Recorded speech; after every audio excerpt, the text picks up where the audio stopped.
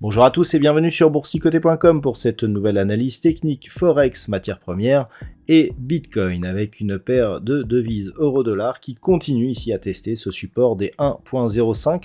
On savait que c'était une zone de support majeure, était signalée depuis maintenant pas mal de temps. On a marqué un point haut ici sur une zone intermédiaire à 1.0635 et donc on se trouve ici dans une dynamique de consolidation horizontale après une baisse assez marquée puisqu'on est passé ici il y a quelques semaines d'une phase d'évolution ici à 1.1120, on était presque à 1.12, c'était il y a à peine plus d'un mois, et puis on est repassé ici sur des multiples contacts sur cette zone des 1.05, donc par rapport à cette dynamique, le fait que l'on ait peu ici de rebonds techniques et des contacts répétés sur cette zone des 1.05 laisse plutôt entrevoir une perspective de cassure de cette zone, auquel cas l'objectif serait une zone de support majeure inférieure à 1.0360.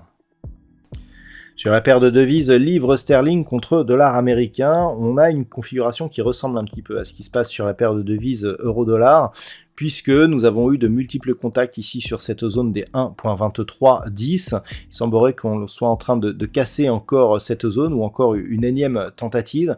Alors si on se rapproche, on peut voir ici que l'on a eu un test sur cette bande de Bollinger supérieure, mais que on avait une énorme volatilité. On a eu beaucoup de volatilité sur cette paire de devises aujourd'hui et c'est essentiellement lié au dollar. Mais ce que l'on peut constater, c'est que l'on est en train ici de casser cette zone dans un environnement où le dollar serait plutôt à la hausse suite à l'annonce justement des chiffres de l'inflation du côté des États-Unis.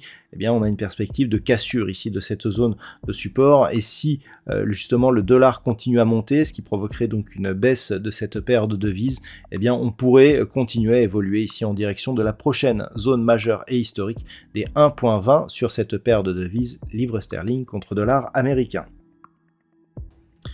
Sur l'or, malgré une forte volatilité sur le dollar, on est resté assez calme sur le métal jaune, avec même un mouvement de hausse qui contraste un petit peu avec ce qui s'est passé sur les marchés. On est toutefois toujours dans une dynamique baissière, avec ici inscription d'un nouveau plus bas significatif, attaque sur la bande de Bollinger inférieure, et retour ici sur la moyenne mobile 20 exponentielle qui agit comme une résistance, donc tous les marqueurs d'une dynamique baissière.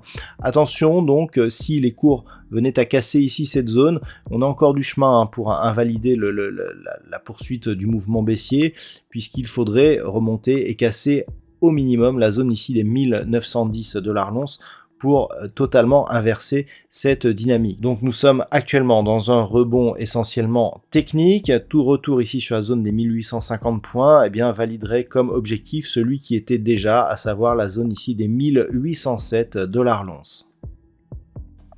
Sur le brut léger américain, nous avons toujours ici une certaine dose de volatilité, ce WTI qui était venu tester ici cette zone des 110 $ le baril est rapidement redescendu ici sur la zone des 98, donc on a perdu 10% en très peu de temps ici, avant de remonter sur la zone médiane de ce petit range d'évolution court terme, sur une zone proche des 104,50 $ le baril. Donc on a énormément de volatilité, mais dans une zone toujours assez restreinte, c'est-à-dire que globalement, d'un point de vue moyen terme, on oscille entre 93,50 et 115 $ le baril. On a un range ici resserré entre 98 et 110, mais du coup, depuis ici que l'on a dépassé une fois cette zone des 115 $ le baril, aucune information directionnelle. Alors dans ce cas-là, la priorité va naturellement à la tendance de fond, qui apparaît toujours comme étant haussière, même si on n'a pas de plus haut significatif supérieur au précédent.